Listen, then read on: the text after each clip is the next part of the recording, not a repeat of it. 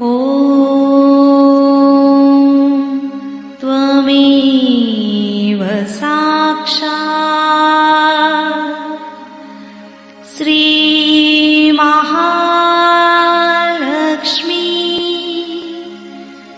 महासरस्वती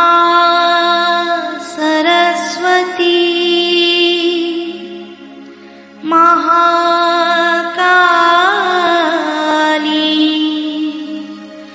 त्रिगुणात्मिका कुण्डलिनी साक्षात् श्री आदिशक्ति माताजी श्री निर्मला देवी नमो नमः। ॐ त्वमेव साक्षात् श्री कल्की साक्षात् श्री आदिशक्ति माताजी श्री निर्मला देवी नमो नमः। ॐ त्वमेव साक्षात् श्री कल्की साक्षात् श्री सहस्रार स्वामिनी मोक्ष प्रदायिनी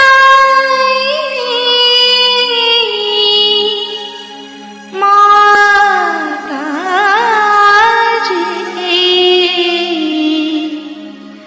श्री निर्मला देवी नमो नमः।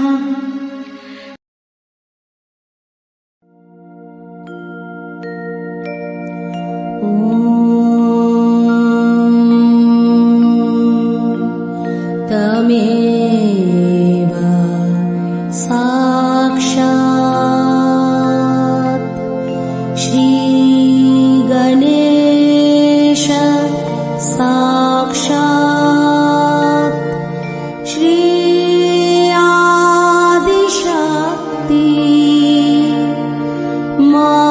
माताजी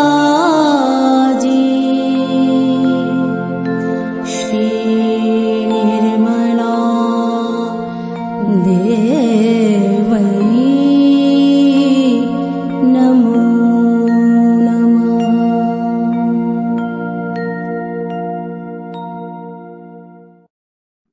जय श्री माता जी। दोनों हाथ माँ के सामने हृदय में श्री माता जी की छवि को नमन करेंगे।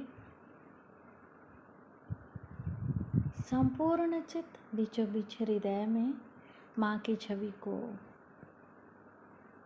अपने हृदय में स्थिर करते हुए परम पूजनीय श्री माता जी कृपा करके हम सभी के हृदय को अपने प्रेम के योग्य बनाइए। श्री माता जी हम सभी आपसे बहुत प्रेम करते हैं, हम सभी के हृदय में आइए। हृदय में माँ को देखते हुए, श्री माता जी को देखते हुए, श्री माता जी हमारे इस हृदय को और भी पवित्र बनाइए श्री माता जी, ताकि आप यहाँ आ सकें।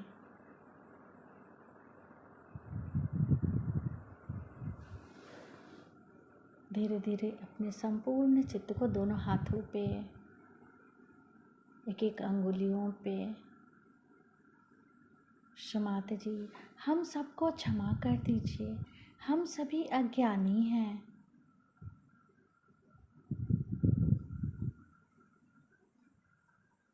धीरे धीरे अपने संपूर्ण चित्त को लेफ्ट नाभि पर क्षमाते जी से प्रार्थना। क्षमाते जी, आपकी परम कृपा में हम शांत हैं, संतुष्ट हैं और उदार भी हैं। बाएं नाभि पर पूरा चित्त स्थिर करते हुए क्षमाते जी, हमारे बाएं नाभि में श्री गृहलक्ष्मी तत्व जागृत कीजिए। मंत्र ओम त्वमेव साक्षात् श्री गृहलक्ष्मी साक्षात् श्री आदि शक्ति माता जी श्री निर्मला देव्यै नमो नमः। क्षमाते जी, आपकी परम कृपा में हम शांत हैं, संतुष्ट हैं और उदार भी हैं। कृपा करके हमारे बाएं नाभि में अपना संपूर्ण चित्त आशीर्वादित कीजिए।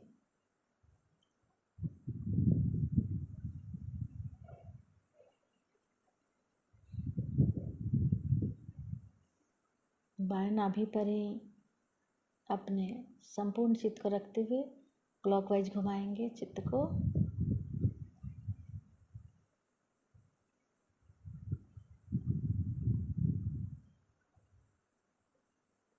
माता जी, आप ही तो श्री गृह लक्ष्मी भी हैं। कृपा करके हमारे बाएं नाभि में जागृत हो जाइए। धीरे धीरे अपने संपूर्ण चित्त राइट हार्ट पे, फिर लेफ्ट विशुद्धि,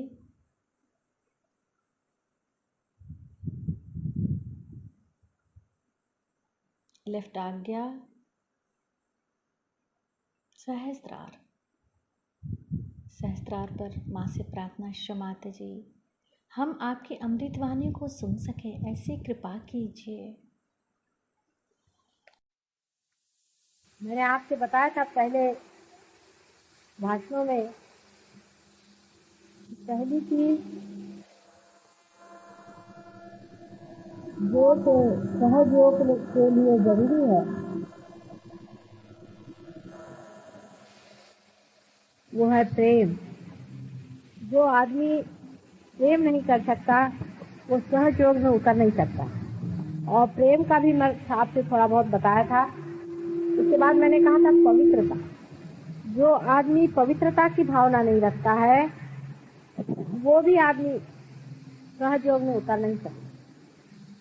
जो आदिकाल से पवित्रता की भावनाएं चलती आई हैं उन्हीं सब भावनाओं को लेकर मैंने कहा है। आज तीसरी बात बताना है, खासकर रियलाइज लोगों के लिए। रियलाइजेशन हमारा नया जन्म है। जब बच्चा जन्मता है, कोई सा भी बच्चा आप देखिए, संसार के कौन सी भी जाति का हो, चाहे वो जापानी हो, चाहे वो अफ्रीकन हो, चाहे वो अमेरिकन हो, उस बच्चे में एक चीज सब में होती है और वो है उसकी अबोधिता, उसका इनोसेंस। बच्चे की विशेषता है उसका इनोसेंस। इसलिए रियलाइज्ड आदमी तभी कहलाया जाएगा जब वो पूरी तरह से इनोसेंस में उतर जाए। वैसे भी जो बहुत चालाक लोग होते हैं, व्यवहार चातुरी जिनमें बहुत ज्यादा होती है और जिनकी बुद्धि बड़ी तल्लख होती है और हजार आदमियों को ठगाने में और झूठ बोलने में और चालाकी दिखाने में जो बड़े तरबेज होते हैं, ऐसे लोग सहज योग के लिए बिल्कुल बेकार होते हैं। उससे जो लोग काफी ठगाए गए हैं दुनिया में और सताए गए हैं, वो सहज लोग के लिए बहुत ठीक है। संसार में चाहे वो बहुत यशस्वी लोग न, लेकिन सहज योग में वो बहुत ही ज्यादा यशस्वी है।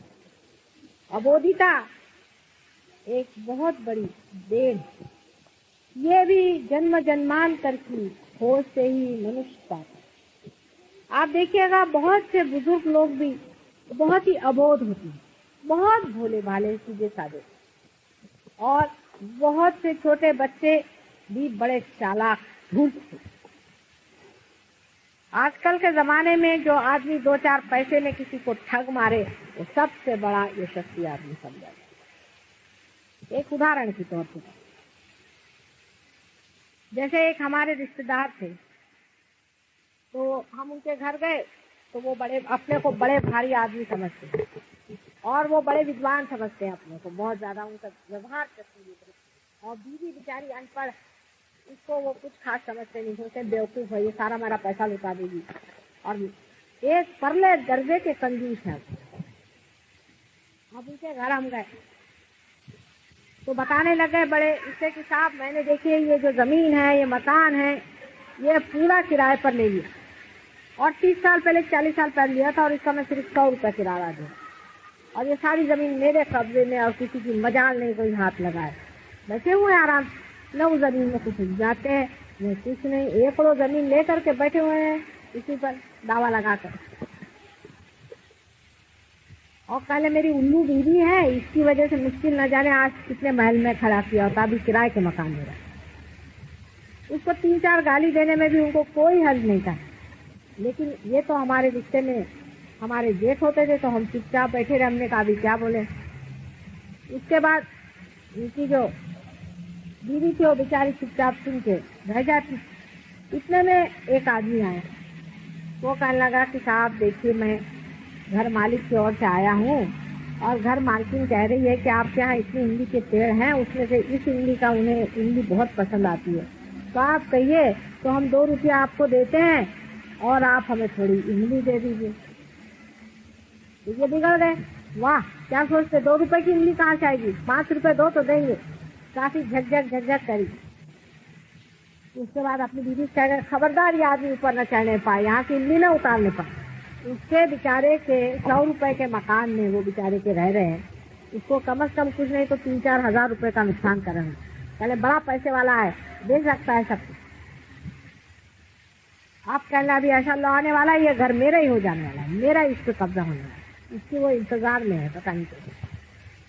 बहरहाल जब वो चले गए तो उनकी बीवी ने उस आदमी को अंदर बुलाया, कहने तुमको कौन सी इमली के मंगाए हैं वो तो इसका भी तो मेरे ही सामने से, और उसको जेब से 5 रुपए निकाल के दूसरे का 5 रुपए क्यों दे रहे हैं मेरे को, मुझे को देना है आपको पैसा। कहना भाई तुम चढ़े, तुमने मेहनत करी, उसके 5 रुपए उनको मेरा नमस्ते कह देना, जाओ ले जाओ भग जा, और कल अगर और चाहिए तो आ जाना, लेकिन 12 बजे के बाद आना, तभी एक चले जाते।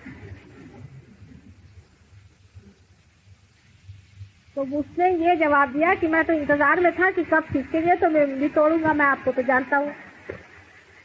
अब वो अपने को बड़े चालाक होशियार समझते और सब उनसे हंसते हैं कधे कहीं के।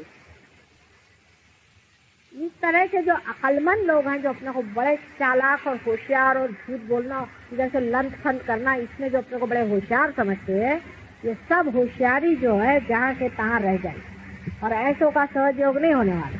और कल जब संहार शुरू होगा तो ये लोग पहले कटेंगे और भोला आदमी हमेशा बच जाता है।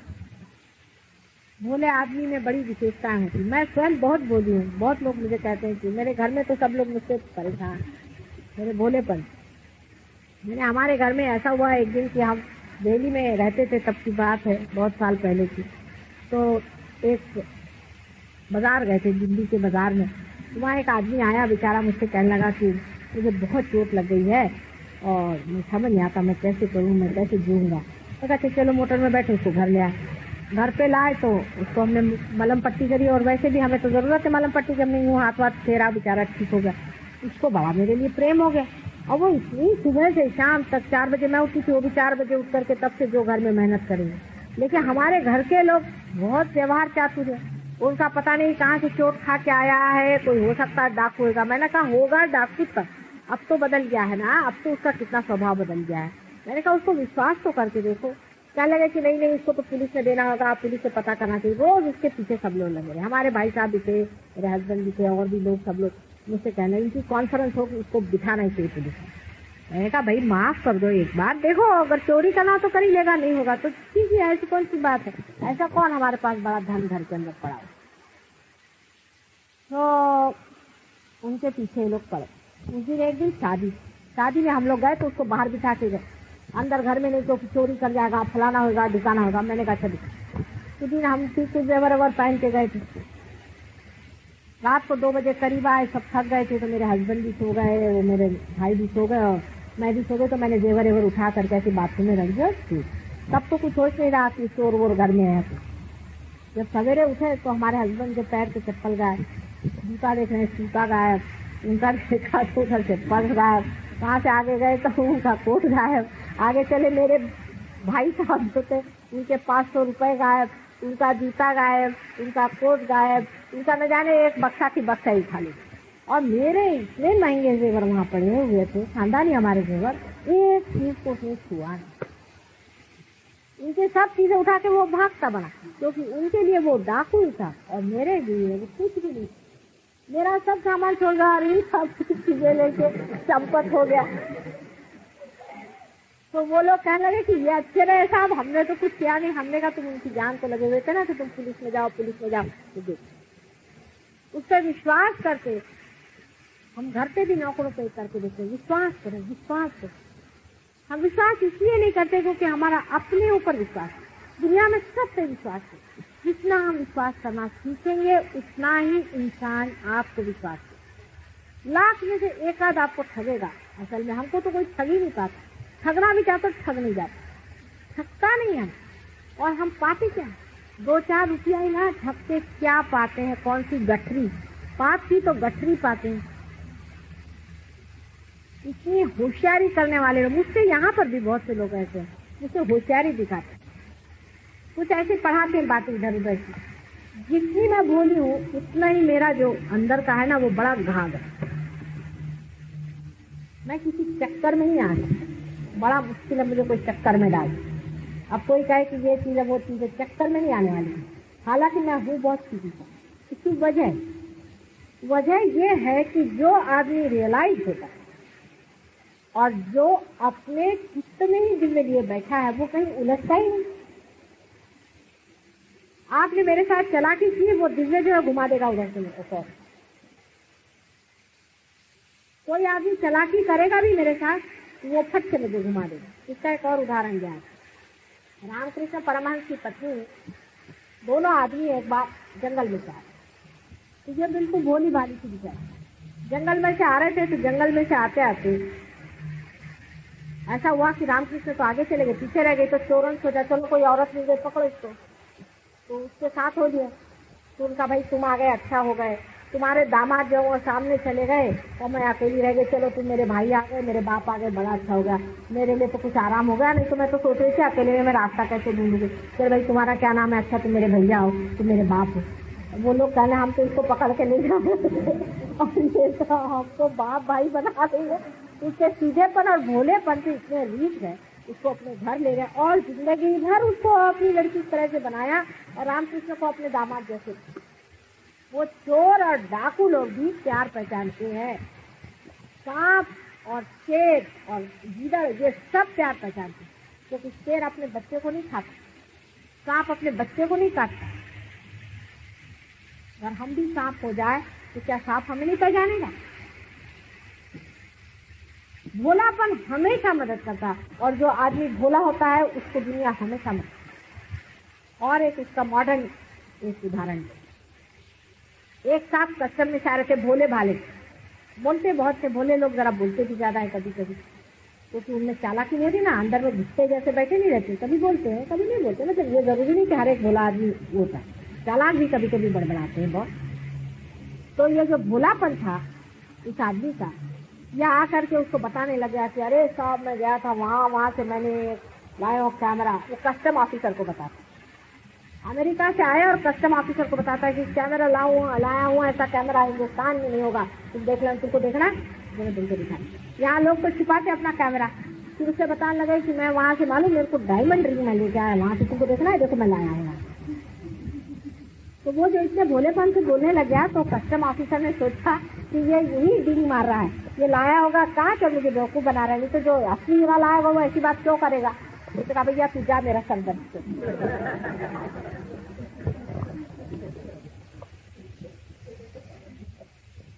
दूसरा आदमी आएगा छिपा के इधर उधर देखते हुए, आइए इधर मिस्टर आपके पास क्या है इनका। भोले आदमी पर वैसे भी मनुष्य को तरस आ जाता, और कोई भोले आदमी को सताता है तो उसकी आहें इतनी लगती है, उस डर से भी आदमी नहीं सताता भोला। और अगर कोई भोले आदमी को सताता है, जन्म जन्मांतर उसका उसे देना पड़ता। इसलिए भोला आदमी सबसे श्रेष्ठ। और जो आदमी बहुत ज्यादा किसी चीज में उलझता है, अधिकतर आप देखिएगा कि ज्यादातर ऐसा होता है कि जब भी आदमी को कोई बुरा काम करना होता है बड़ा सीरियस हो जाता है। अधिकतर हमने ऐसे एक साहब को देखा है, उनकी आदत थी ब्राइब लेने की। तो हमारे हस्बैंड को तो वो कहते तुम तो घटिया कास्ट हो, तुमको तो पैसा ही लेना नहीं आता, ऐसे कहा करते। लेकिन मैंने देखा है कि उनसे अगर कोई आदमी मिलने आए और जो पैसे वैसे की बात करने वाला हो, मतलब लेने देने की, तब वो सीरियस हो जाता है। अच्छा अभी जरा खरी अंदर जा, हंसते खेलते एकदम सीरियस हो जाते, मैं समझ जाऊँ कि कुछ ना कुछ ड्राइवरी की बात है। कोई भी गलत, एक साहब से मुझे मालूम है, इनको कैमरे में जाना का बहुत शौक, और जब भी कैमरे की बात होती थी बड़े सीरियसली उसको डिस्कस करते, हाँ कहाँ जाने का, कैसे जाने का, कब जाने का, और समय हंसते रहेंगे, लेकिन कैमरे के मामले में बिल्कुल प्लानिंग करके सीरियस होकर के कैमरे में जाए। इसलिए कैमरे में कहाँ को जाने की चाहिए? अरे आपको अगर सीरियस ही रहता है तो जाके कहीं मंदिर में बैठे, नहीं वो वहां जाए। क्योंकि जो आदमी हंसता खेलता हर समय रहता है और हल्का फुल्का रहता है, उस आदमी को इसमें मजा ही नहीं आता कि क्या बेवकूफी है, ये क्या बेवकूफी करे। वो दूसरों की, भोला आदमी जो पट से बेवकूफी पकड़ लेता और वो नटखट होता है। भोला जो आदमी होता है वो नटखट होता है, उसका नटखटापन जो होता है ये उसके भोलेपन है। जैसे वो कोई ना कोई इधर से उधर सुराग लगा देगा। जैसे आपसे बताएं कि एक साहब हमारे यहाँ है, उनको बड़ा शौक था कैबरे डांस। कैबरे माने बहुत से आपको मालूम नहीं होगा, मतलब वहाँ लग्न नृत्य जो होता है, मतलब रजनीश जी का नहीं लेकिन और। तो वो कहने लगे कि साहब अब हमसे तो कह नहीं सकते क्योंकि रिश्ते में हमसे बड़े होते थे। तो हमारे एक घर में बड़े सिविल वाले साहब हैं, वो ऐसे ही नटखट टाइप है, तो उनसे कहने लगे कि साहब कभी वहीं ले चलिए हमको जाने। अब वो बुजुर्ग आदमी ठहरे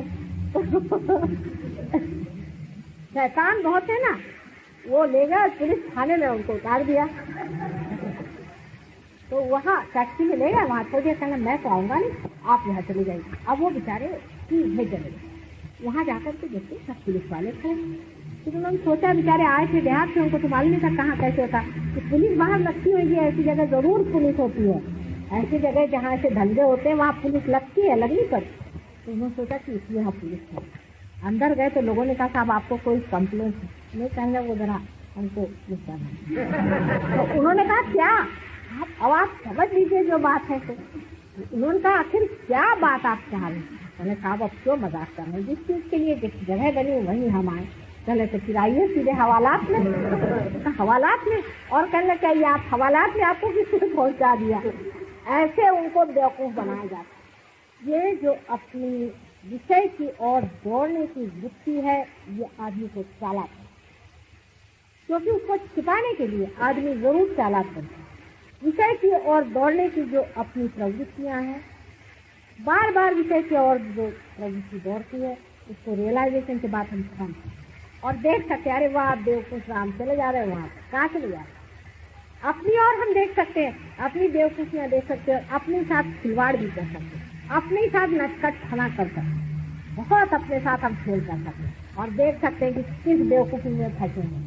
तो भोला आदमी जो होता है, जो अलिप्त होकर के देखता है मजाक, अजीब हालत है, साफ समझ में नहीं आती।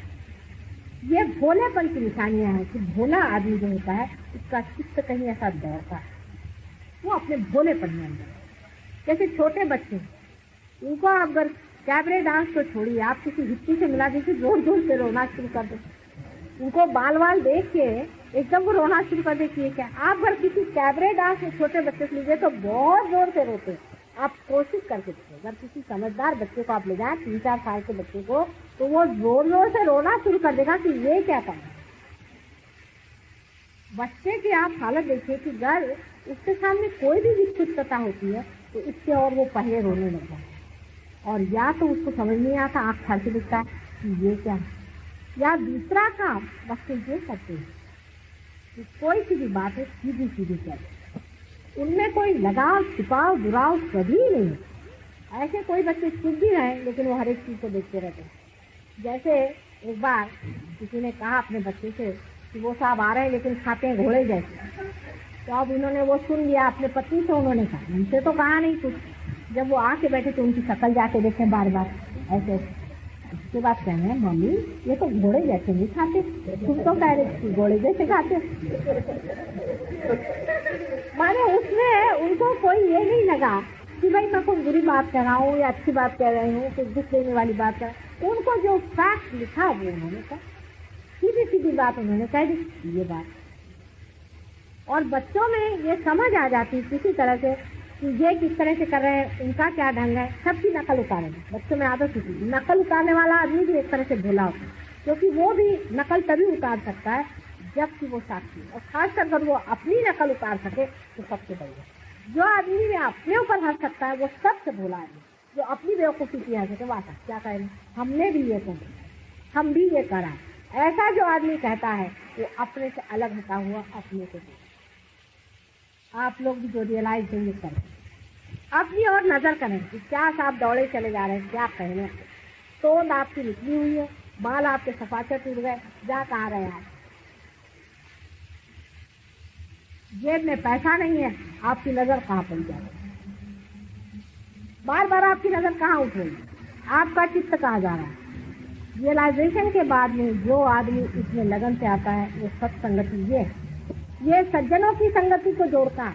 और जो आदमी से गहरा नहीं करना चाहता वो अपना बहाना ढूंढता है और दुर्जनों की संगति में घूमता है। दूसरी संगति में घूमेगा वो हजारों बहाने बताएगा कि आना नहीं हो सकता। और जिनको आना है देवड़े से पीछा बताएंगे, जिन देवड़े साहब को कहीं जाने का है। तो रास्ते में चलते चलते मैंने यही छोड़ दिया, मैंने कहा देवड़े साहब हमारा बैठ गए मोटर में, चल दिए। उनका कुछ और प्रोग्राम था, वो बैठ गए मोटर में और चले आए। वहाँ उनको 3 घंटा हमने रगा वहाँ बैठे रहे आराम, क्योंकि इसमें जो मजा आ रहा है और किसी चीज में मजा। लेकिन जब इसका मजा ही पूरा नहीं लिया तो चित्त जरूर बार बार दौड़ेगा।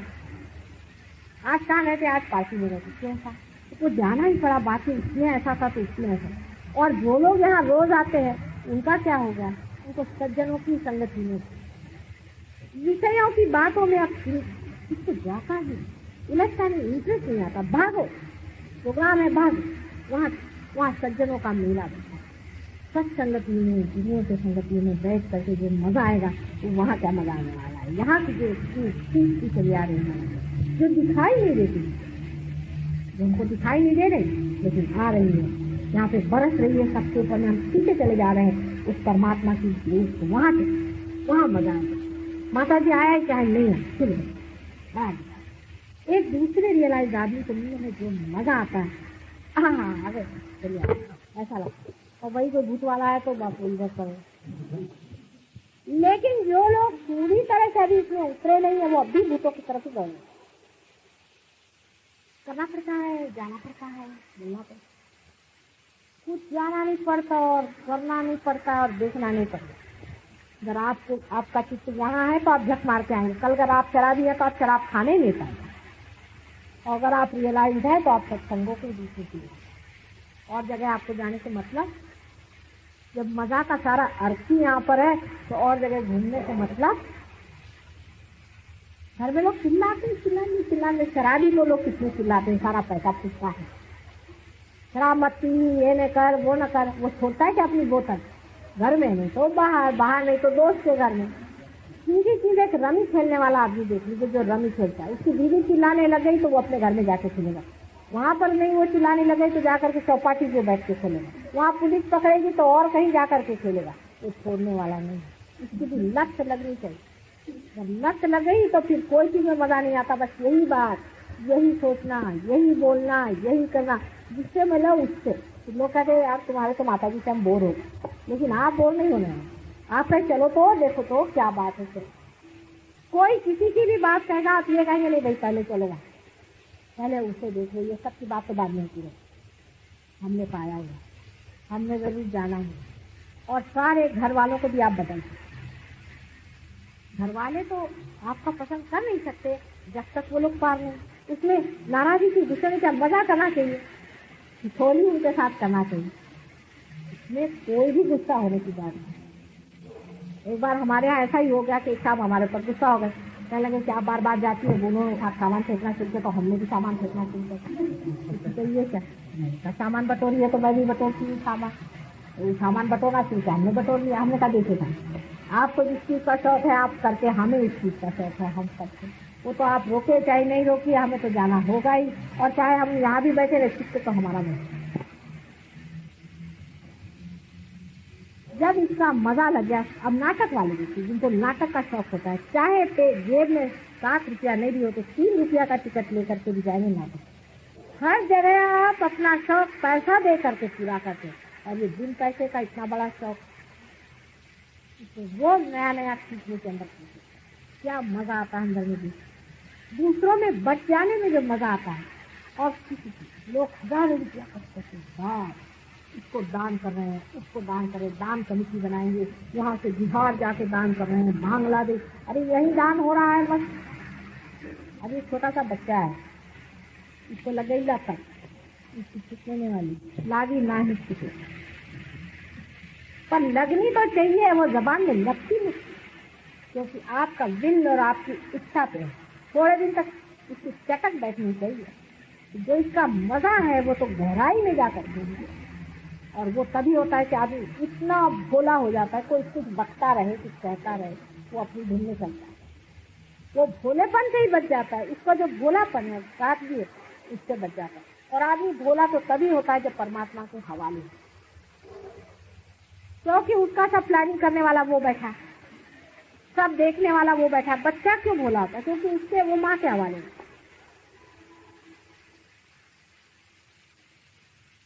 अपने पास तो और भी आयुध हैं लोगों को ठीक करने के, आप तो जानते हैं बहुत सारे आयुध हैं। कोई बिगड़े नाराज हो घुमा,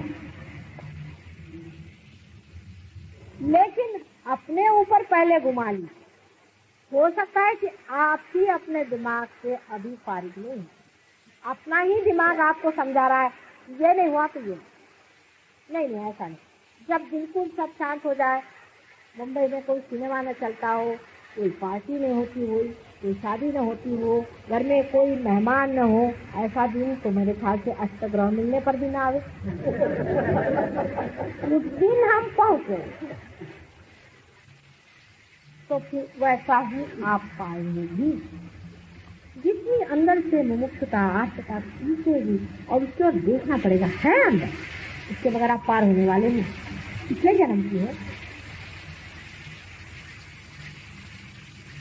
और मेरे चले जाने के बाद में खास है, मैं जाने वाली हूँ नहीं, 1-2 महीने के लिए चली जाऊंगी।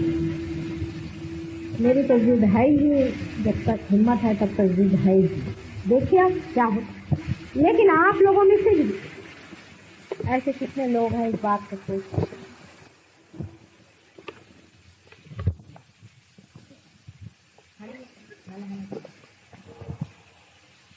इस बात को कितने लोग सोच रहे हैं कि हमारे हाथ से हजारों लोगों का कल्याण होने वाला है, हमारे हाथ से हजारों लोग पार होने वाले हैं, और हम जो सीमित अभी थोड़े से हैं वो कहीं अधिक, एक आदमी हजारों आदमियों की। आज ही आपसे मेरी बातचीत हुई थी पति साहब से, तो वहाँ की बात कर रहे थे। एक लक्ष्मण जी महाराज हैं वहाँ कश्मीर में, है बड़े माने हैं, सब कुछ मैं मानती, इसलिए माने हुए हैं, वो भी आप ही जैसे सिर्फ रियलाइज, और वो कुंडलिनी जागृति नहीं जानते, वो पार करना नहीं जानते, वो ये उंगलियों का खेल कुछ भी नहीं जानते, तो पढ़े लिखे आदमी हैं और सिर्फ पार। उस पर भी उन्होंने अपना मठ खोला है, सारे दुनिया में लोग उनसे मिले, उनसे मिलके क्या खास होने वाला? वो क्या कुंडलिनी की जागृति जानते हैं? कुछ भी। वो उंगलियों से अगर कुंडलिनी की जागृति करना सिखा दे तो हम जो कहें सिखा, पर उनका नाम है क्योंकि वो अपनी मठ बना के बैठे हैं, वहाँ झंडा गाड़ के बैठे हैं लक्ष्मण जी महाराज। सब दुनिया उनको मिलने आती, प्राइम मिनिस्टर मिल जाएंगे, मिनिस्टर मिल जाएंगे, दुनिया मिल जाए, तो झंडा गाड़ के बैठे। आप में से सब उनसे हम आपसे बता सकते हैं, लेकिन आप लोगों को लग नहीं, क्योंकि आप उंगली के इशारा पर अपनी कुंडलियां दूसरों की उठाते हैं, आप उनके सारे चक्र बता सकते हैं। आप उनसे पूछे हो किसी का चक्र बता दें तो मैं जो कहीं से आऊँ, अगर वो बता दे कि किसका चक्र कहाँ पकड़ा हुआ है, इतना भी बता दे, या ये भी बता दे कि इस आदमी की जागृति हुई कि नहीं, तो मैं जो कहूँ। उन्होंने मुझे देखकर ये भी नहीं पहचाना कि मैं रियलाइज हूँ या नहीं, आगे की बात होगी। बताइए, उन्होंने मुझे देखकर ये भी नहीं पहचाना कि मैं रियलाइज हूँ या नहीं हूँ। तब फिर आगे की बात करें, और तुम लोग क्या पहचान लोगे कि नहीं? मैंने उनको देख मैं पहचान लिया कि इनके बाप दादाओं से लेकर के और जन्म जन्मांतर के हजारों साल का सारा इतिहास सामने खुल गया, और इन महाशय जी ने अभी पहचाना भी नहीं, और वहाँ सारी दुनिया उनको जानती है। बम्बई शहर तक उनका नाम है, वहाँ नाम है, वहाँ नाम, और यहाँ जो हजारों लक्ष्मण जी से भी कितने ऊँचे लोग यहाँ बैठे, इनका कुछ भी नहीं। क्योंकि ये संसारी लोग संसार में बैठे। लेकिन जिस दिन आपने संसार ही सब कुछ समझ लिया, सब व्यर्थ हो गया हमारा देना और सड़क। अपने सीमित संसार से उठ करके आपको, जब तक आप पूरे सृष्टि में उतरेंगे नहीं, और जब तक आप इसमें पूरी तरह से अपना ध्यान लगाएंगे नहीं, तब तक आपका देना बिल्कुल बेकार हो गया। मैं यही सोचूंगी कि पत्थर के थे। एक एक आदमी उन एक महानुभावों से बड़ा है जिनके हजारों फॉलोइंग हैं। इसी से आप सोच सकते हैं कि वो मुझे नहीं पहचान पाए कि मैं रियलाइज हूँ या नहीं। ये छोटा बच्चा भी बता देता है कि रियलाइज है इस मैसेज।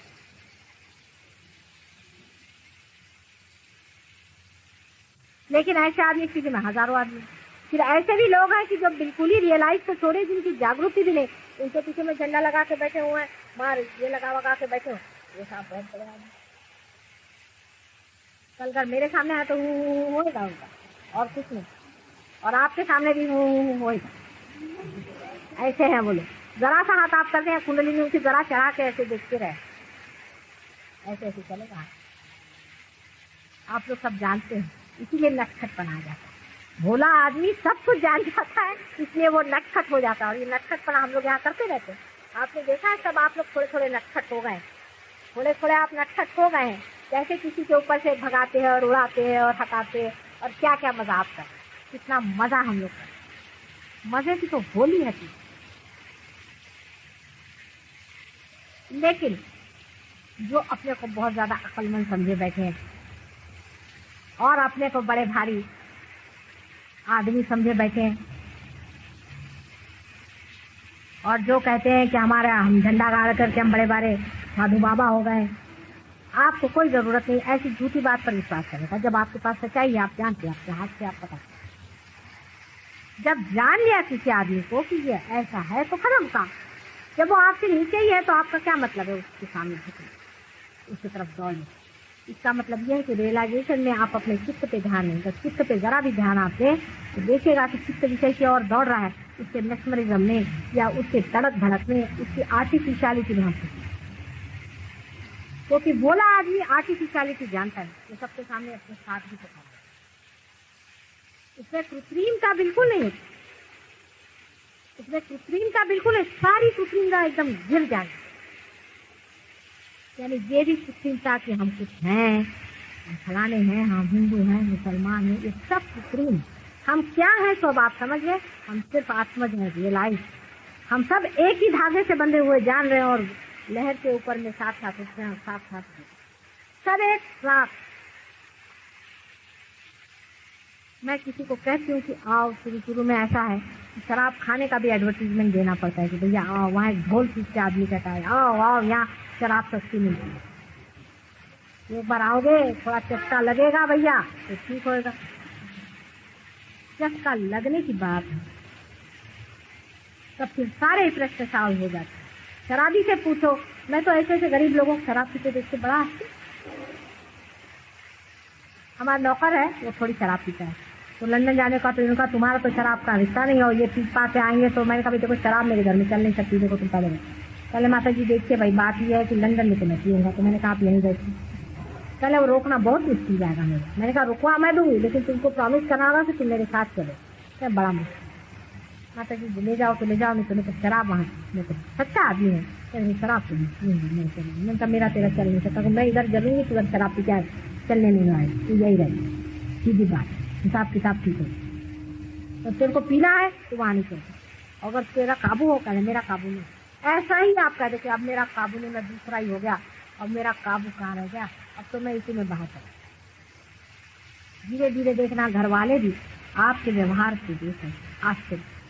जो लोग महाकंजूस होंगे वो खुद देखेंगे कि इतनी पैसों की चिंता नहीं, पहले एक पैसे का हिसाब, 2 पैसे का हिसाब, इसने इतना दिया, इसने इतना लिया। अपने बाप और सर में दर्द हो गई। थोड़ा 2-4 रुपए छोड़ो, क्या करें। कि टैक्सी वाले की झिझिक रियलाइज आदमी ले भाई कितना है तो सब भगवान के हवाले में छोड़ो।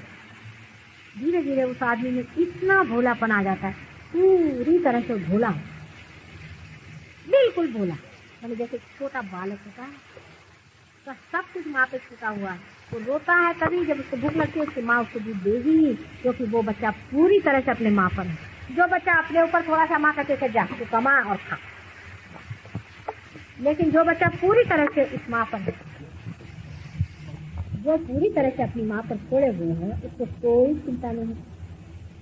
उसको टाइम से दूध मिल जाएगा, उसको टाइम से देखा जाएगा। जब एक साधारण मनुष्य की माँ इतना करती है, तो जो सारे संसार की माँ और सारे संसार का पालन करता प्रभु परमेश्वर है, वो कितना हमारा विचार।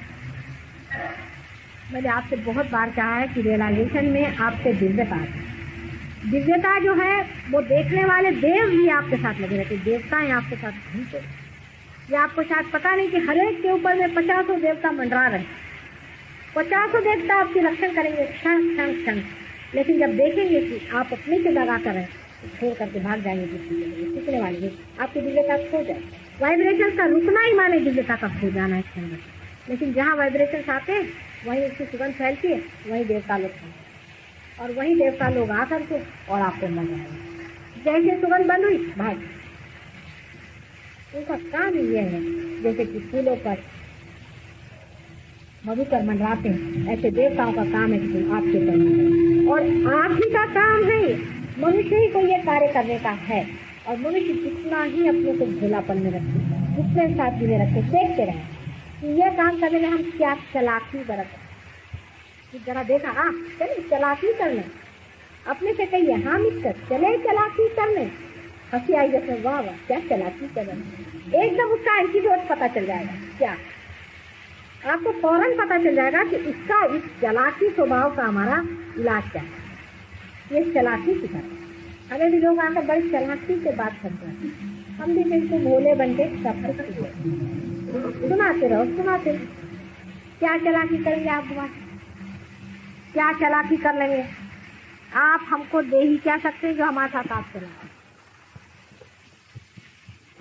कोई भी आदमी चालाकी से कुछ भी पंजा हमारे ऊपर डालना चाहे हाथ में नहीं लगेगा, और वही सादगी से और भोलेपन से तो हम दिख जाते हैं, मर जाते हैं ऐसे आदमियों पर जो भोलेपन से हैं। इसके लिए तो हम प्राण अपने लगा देंगे कि जो भोला ही है। और ऐसे चालाक आदमी जो अपने को बहुत समझते हैं, एक दिन उनको भी पता होता है कि सारी चालाकी आकर उनके एक खोपड़ी में बैठ गई। सारी चीज हमारी पैराबोलिक चलती है, जिस जगह से जाती है वहीं जाती। हम चालाकी दूसरे से करते और चालाकी हमें खा जाए। एक आदमी दूसरे चालाकी करता है, वो समझता है, सब लोग समझते चालाकी करा, वो उसको चालाकी करा, इसलिए पता नहीं दोनों के दोनों धड़ से गिर गए। इस चालाकी करने में ही हमारा देश टूट गया। और ये सारी चालाकी आती कहाँ, ये चालाकी इसी कारण हमारे अंदर आती है क्योंकि हम लोग पूरी समय डरते रहते। यहाँ डरने की कोई सवाल नहीं। अगर समझ लीजिए किसी का कोई चक्कर भी पकड़ गया तो हम डरते नहीं, हम आप कहते चलो भाई पैसा हमारा निकाल, और पैसा फौरन कहते भाई तू अब मेरा दे।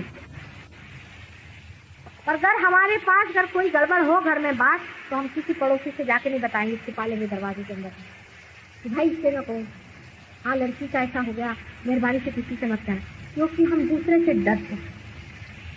ज्यादा से ज्यादा अपनी बीवी से बताएंगे। और जब दूसरा ही हमारा अंग प्रत्यंग हो गया, तब इसमें डरने की कौन सी बात है। ये तो सभी हमारे हो गए हैं, तो कोई सी भी बात हो गई, हमारे अंदर कोई भी दोष हो गया, हम जाहिर कर देते, भाई हमारा पकड़ा है, इसे निकाल दो, हटा दो। अब हृदय चक्र का किसी का पकड़ना है, ऐसे अगर किसी का तुम्हारा हृदय चक्र पकड़ा है तो मेरे वो तो मार दो। लेकिन आप में से किसी का अगर हृदय चक्र पकड़ा था, फौरन माता जी हमारा हटाओ, निकालो, अभी निकालना ही पड़ेगा, क्योंकि अपना जिसे हम दोष समझते हैं, जो हम हैं वही खत्म हो चुका है, वही रिश्ता छूट गया। ये जो हम हैं, जो हमारे चक्रों के दोष हैं, वो हमारे नहीं, क्योंकि हम अविनाशी, वो शक्ति। वो इन चक्रों के दोष हैं। और इस चक्रों के दोष निकालने के लिए हमें क्या डरने की कौन सी बात है? हम तो अविनाशी निष्कलंक असंग में खड़े हुए, हम अलग हैं और ये चक्र अलग है। तो चक्रों में खराबी आ गई, ठीक है हम निकाल देंगे, हम नहीं निकालेंगे तो दूसरा हमारा हाथ निकाल देगा। अगर हमारे हाथ सुई चुगी तो क्या यह इस हाथ को नहीं पता होगा, ये इसी हाथ से निकाल दे। ऐसा भोला आदमी, आप ही लोग कितने भोले हैं जो आकर कहते हैं मेरा ये पकड़ गया, मेरा ये पकड़ गया, मेरा ऐसा हो गया, मेरा वैसा। ये भोले पड़ गए। कोई अपना दोष बताता है किसी से? कोई कभी नहीं कहेगा कि मेरा दिमाग खराब हो गया। अभी परसों शरद ही उनका दिमाग पकड़ गया तो आए पकड़ के हाथ मेरे पास, मेरे माँ मेरा तो सर पकड़ गया। और अभी भी सबसे बताते मेरा सर पकड़ गया, पकड़ जाता है, दिमाग बौखला जाता है कभी। लेकिन इसको आदमी दोष नहीं समझता, क्योंकि जो हम है वो अहम से हट, वो दो हो। ब्रह्म जो है वो अलग हट गया है और वो अलग हम देख रहे हैं कि हम वो नहीं है जिससे हम अपने को आइडेंटिफाई करते हैं, जिससे हम तादाद में पा रहे थे। लेकिन हम उससे तादाद में पड़ गए हैं जो कि अविनाशी निष्कलंक है, जिससे कलंक नहीं। वो सर्वशक्तिमान, निर्भयता में, ज्ञान पूर्ण, प्रेममय, सुंदर ख्याल। ऐसे अपने स्वरूप को देखने वाला आदमी काहे को चालाकी करने जाए? कभी नहीं करना है। आदमी जो तुच्चा होता है, छोटा होता है, डरपोक होता है, घबराता है, जिससे सारी दुनिया लौट रही, वही चालाकी। जो खुद ही राजा बना खड़ा हुआ वो क्या किसे चालाकी करे? उससे किसी से जिससे लेना ही नहीं वो किससे चालाकी?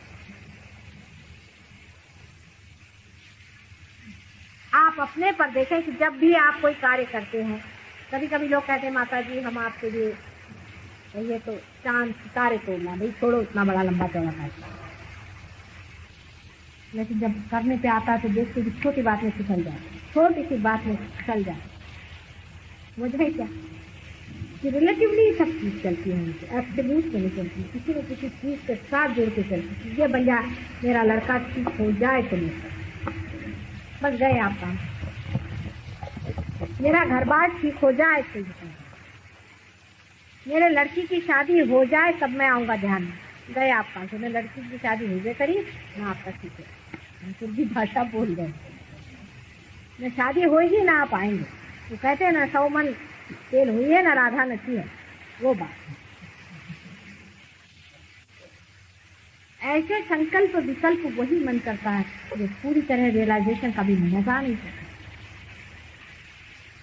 ये हो तो वो हो तो वो, इससे क्या मतलब? है तो है, इस वक्त है, जो है तो इसी वक्त है, और जो पाने का इसी वक्त है, हर क्षण पाने, हर मिनट पाने का। और जो सीधा भोला भाला आदमी है, हर क्षण उसके अंदर से तुरंत बहती रहे, उसके भोले। ऐसा आदमी सबको प्यारा लगता है। किसी को इसलिए प्यारा लगता है कि वो सोचते इसको हम बुद्धू बना रहे हैं, किसी को इसलिए प्यारा लगता है कि सोचते इसको हम एक्सप्लॉइट कर रहे हैं, 2-4 रुपया निकाल रहे हैं। किसी को इसलिए भी प्यारा लगता है कि ऐसे आदमी की कंपनी बड़ी सुहावनी है, बड़ी मजेदार होती, उसकी बातें बड़ी प्यारी होती। चोर ठगों को बच्चे इसलिए अच्छे लगते हैं कि उनके गले की माला खींच लें, उनके कमर की करधनी खा लें। चक्कों को इसलिए बच्चे पसंद है कि उनको ले जाके बाजार में बेच डालेंगे, उनसे पैसा कमाएं। लेकिन किसी हृदय आदमी को बच्चे इसलिए पसंद है कि उनकी कंपनी में ऐसा लगता है जैसे फूलों के साथ आप रहते, उनके साथ आप भी बच्चे हो जाते हैं, इसलिए बच्चे बड़े प्यारे। तो अब ये तो आप पर निर्भर है। लेकिन बच्चा तो बदलता नहीं, चाहे वो चोरू चक्का हो और चाहे वो हृदय हो, सबके लिए वो सुगंध ही है। और जब तक वो सुगंध है वो लुट, जब तक उसको अपने अंदर से सुगंध लुटाने की उसमें शक्ति बनी हुई, तब तक उसको कौन लूट सकता? ऊपर पैसों में लुटना ये कोई लूटना नहीं, लेकिन अपनी सुगंध लुटाने की शक्ति जो खो देता है वो जरूर लुटता है, और वो सब चालाकी से, और उसको दिमागी दिमाग खर्च जाते हैं बहुत। एक तो अहंकार भी बड़ा जबरदस्त रहता है कि माता जी ने कहा कि वहाँ आओ ध्यान में, मैं इसके बड़े घर की बहू, मैं वहाँ कहाँ जाके बैठूंगी जमीन पर, वहाँ तो सब लोग मेरे सर पे हाथ रखते हैं। आप इतने बड़े घर की बहू आज नहीं, कल क्या किया? और इतनी बड़े घर की बहू होकर के भी जब आपको आनंद नहीं मिला तो आज जमीन पर ही बैठ करके अगर आनंद मिलता है उसे स्वीकार करना। इतनी भी अगर अकल आपके अंदर नहीं है तो आप फंस आइए।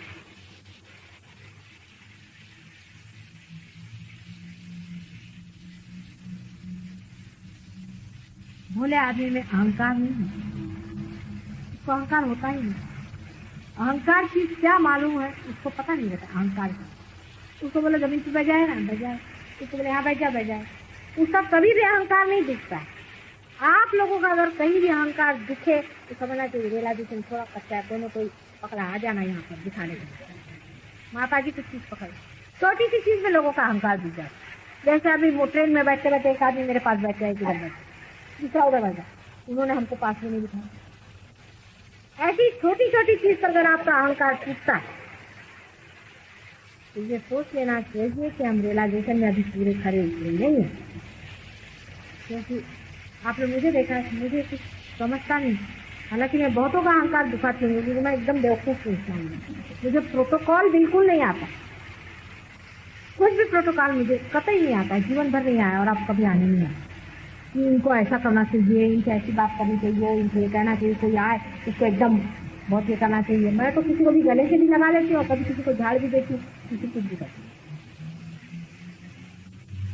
लेकिन जब तक मेरे अंदर प्रेम करने की शक्ति है तब तक मेरा कुछ नहीं जाने वाला, क्योंकि प्रेम से बढ़ के और कोई प्रोटोकॉल ही नहीं सिखाने वाला। बढ़िया लोग कभी कभी आश्चर्य में रहते। अभी मैं वहाँ गई थी, मुझे जो पहचानते नहीं थे उनके पिता रोने लगे, लड़की के 26 साल की लड़की मरे तो उसको मैंने अपने जी से लगा दिया।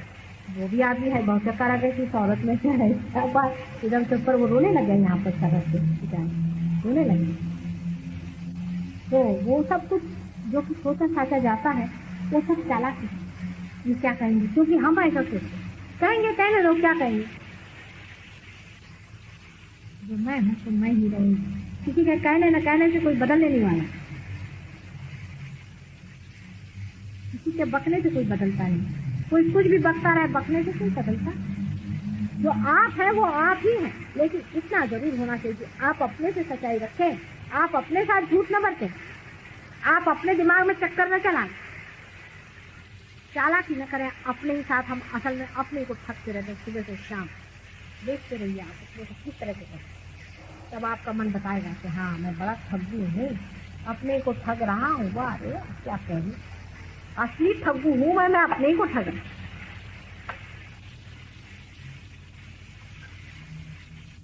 आज सभी लोग करीबन पार हैं, एक आध दो लोगों का कुछ कुछ रुक गया।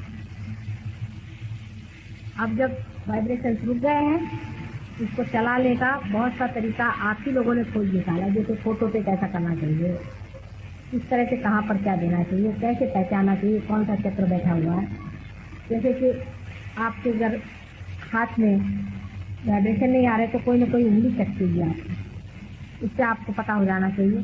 जैसे ये बीच में जो है ये आपका नाभि चक्र, ये नाभि चक्र पे है।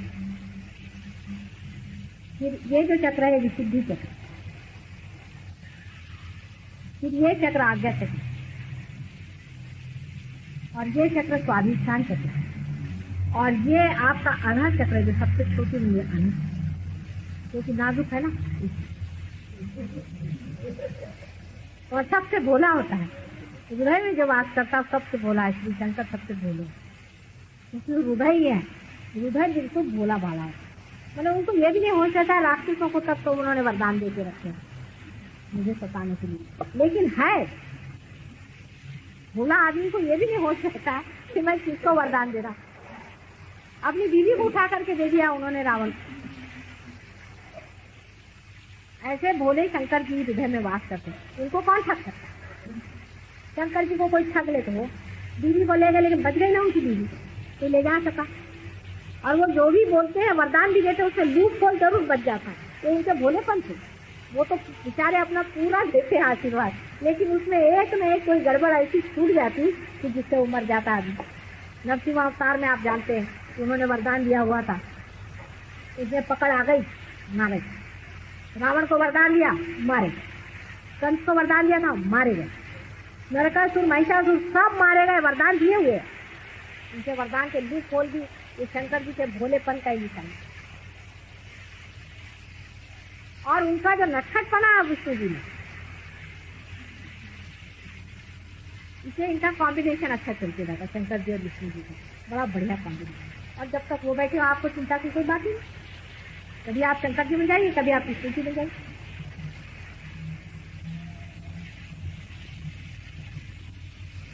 एक हल्की तबीयत है, एक बिल्कुल लाइट हार्टेड है, बहुत सीरियस बात नहीं है, सीरियस नहीं है, बिल्कुल लाइट।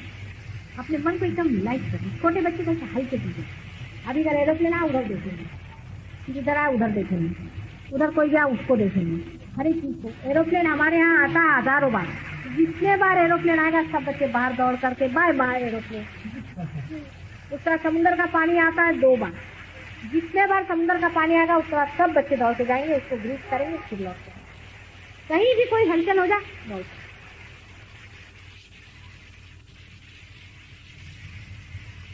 कहने का मतलब ये है कि जो भोला आदमी होता है वो परमेश्वर के पास है, तभी वो भोला है। वो दिखने में ना इतना व्यवस्थित हो, न ही उसमें कोई विशेष बात आपको चमत्कार दिखाई दे, ना उसे बुद्धि चातुर हो, लेकिन वो साध्य है।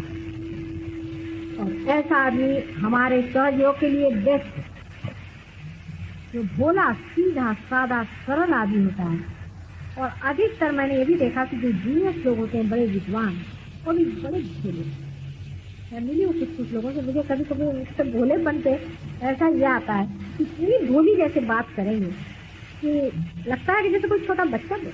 इतने ज्ञानी पुरुष होकर भी इतने भोलेपन से बात करते हैं, कभी कभी आश्चर्य था, क्योंकि वो जो ज्ञान उन्होंने पाया है वो परमात्मा से पाया, और उनके भोलेपन की वजह से ही उनके अंदर होते। आप बात करें ना करें ये मेरा मतलब नहीं कि बकबक करें, लेकिन ये है कि अंदर से हंसी खेलती दुनिया है। एक छोटे बच्चे, अधिकतर बच्चों के कंपनी में रहे, बुढ़ों कंपनी में मत रहते। मैंने हमारे यहाँ कोई 80 साल के भी लोग 18 साल के हो गए, तो ऐसे लोगों की कंपनी में रहा करें कि जो बच्चों जैसे, और अपना मन भी बच्चों जैसा ताजा है।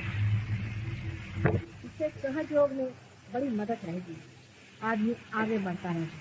बच्चे जब मेरे पास पार होते हैं, मैं देखती हूँ कि वो बड़ी श्रद्धा से। अब मेरे 2 बच्चे हैं, मेरे ग्रैंड चिल्ड्रन, आप जानते हैं, दोनों पार ही पैदा हैं।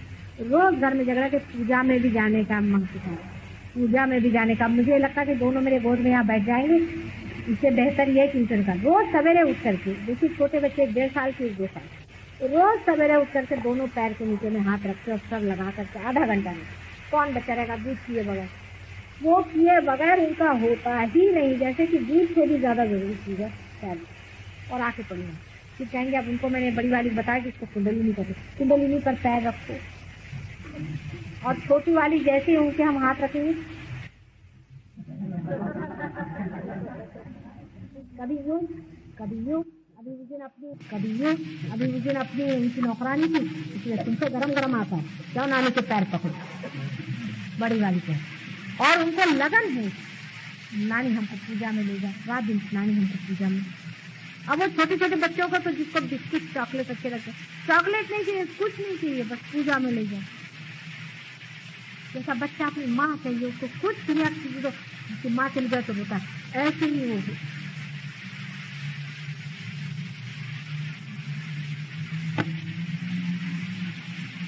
कहने से नहीं होगा। मैं कहूँगी भैया नहीं शराब पियो, शराब पियो, ऐसे नहीं है। और शराब तो मुंह में लग जाएगी, लेकिन ध्यान नहीं लगने वाला। ध्यान मुंह में नहीं लगने वाला आसानी से, शराब लग जाएगी। ध्यान मुंह में जब लग जाएगा तो फिर मुझे कुछ कहना नहीं पड़ेगा। इसलिए आपकी इच्छा बहुत जरूरी है। आपकी इच्छा बहुत ज्यादा कीधी जाती, मानी जाती, इसका बड़ा मान है। और इसीलिए आपको इच्छा करनी चाहिए कि प्रभु मुझे बस तेरी लगन लगे, तेरी बस तेरी ही अंदर में समा है। बस जो जैसे जैसे आदमी ये कहता जाएगा, ये सब कहता जाएगा, धीरे धीरे देखिए यही भक्ति है। अब यही भक्ति है, उतरता जाएगा अपने ही अंदर, अपनी ही गहराई में, अपनी ही सुंदरता में चलता जाएगा। और इस सुंदरता का जो ऊपर से भाव, अंदर से जो उसका खुलना और उसका प्रकाश, तो सारे संसार के जितने भी विषय और उसकी जो आभाएं। राग आभोगी। कृपया अपना चित्त नाभि चक्र पर स्थिर करें।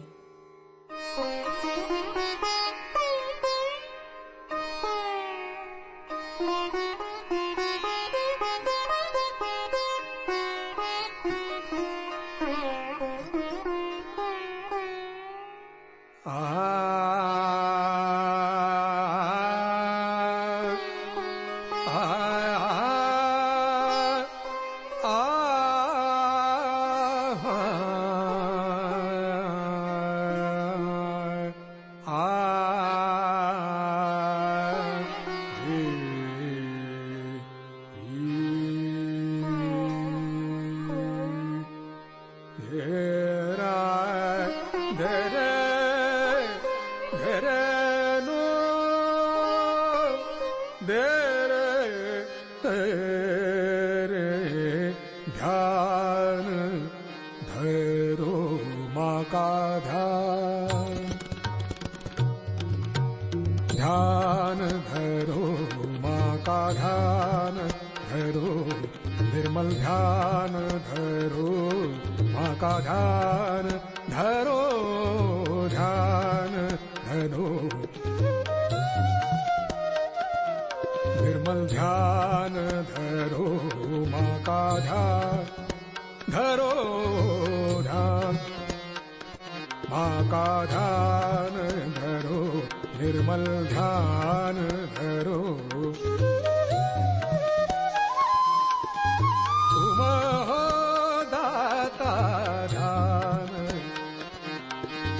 तुम हो दाता ध्यान, तुम हो दाता दाता दाता ध्यान।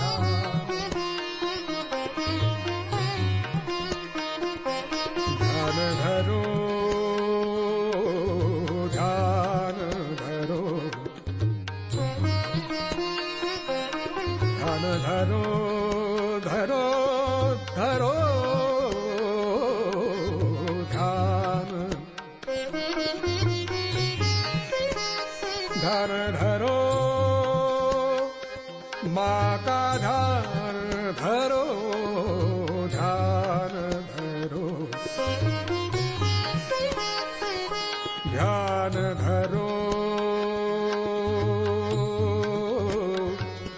ध्यान धरो, ध्यान धरो, ध्यान धरो,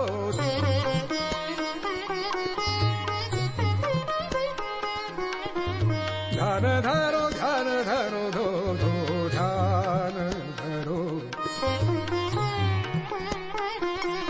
माँ का ध्यान धरो, निर्मल ध्यान। तुम हो दाता ध्यान,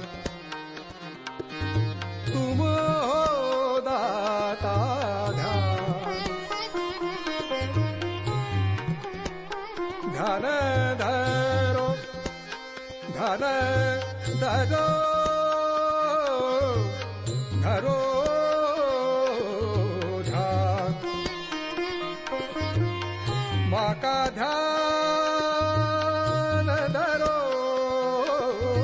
तुम सबकी, तुम माता हम सबकी, हम सबकी तुम माता, माता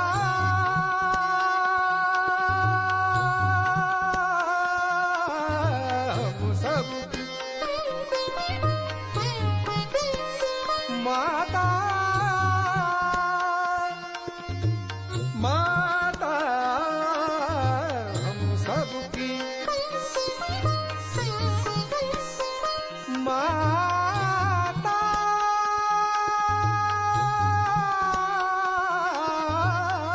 सबकी माता, माता हम सबकी तुम माता, हम सबकी तुम माता, हम सबकी तुम माता, तुम हो विधाता ध्यान,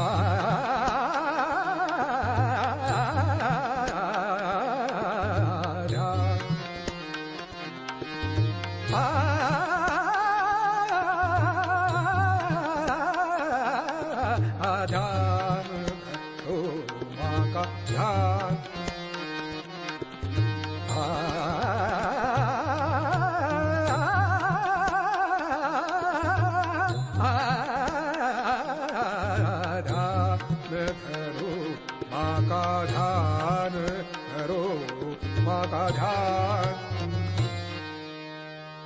ओम त्वमेव साक्षात् श्री लक्ष्मी नारायण साक्षात् श्री आदि शक्ति माताजी श्री निर्मला देव्यै नमो नमः। श्री निर्मला देव्यै नमो नमः। श्री निर्मला देव्यै